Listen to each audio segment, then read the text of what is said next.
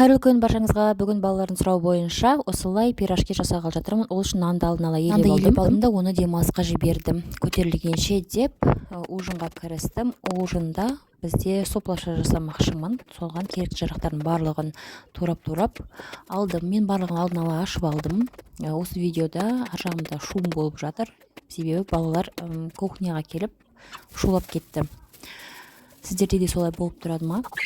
Жалпы тағы да бір әңгіме айта кетейін. Осы пирожки пісіретін кезде жалпы есіме түсетін бала кездегі бір оқиғалар есіме түседі. Біздің бала кезімізде проезд 10 теңге детский и 10 теңге пирожки, 10 теңге компот болатын еді. Мамам күнделікті маған 30 теңге немесе 40 теңге беріп сол кезде мен 10 теңгесіне проездке барғанға төлеймін, 10 теңгесін қайтқанға төлеймін, одан кейін 10 теңгеге пирожки алып жейтін едім.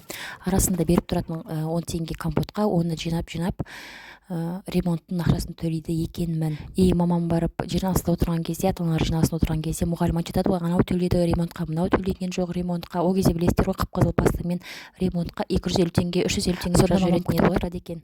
Қазір енді бізді де айтады, біз неге төлемедік, маған неге айтпаған деген секілді отырады. Ал мен болсам, біз төлеген жоқпыз ғой деген кезде мұғалім айтады екен, ажар уже төлеп тастады деп, сіздер бе жүріпсіздер ғой деп айта салады екен. Сонда мамам риза болып келетін еді ғой. Қазір барып енді 10 теңгеге осындай пирожки сатып алып көр, вообще 10 теңгеге мүлдем қазір сіріңке деген битін шығар. Одан кейін осылай жасап аламыз.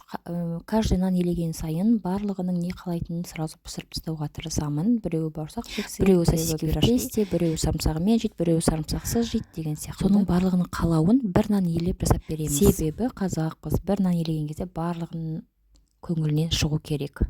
Рахмет, назарларыңызға, жазылып кетіңіздер.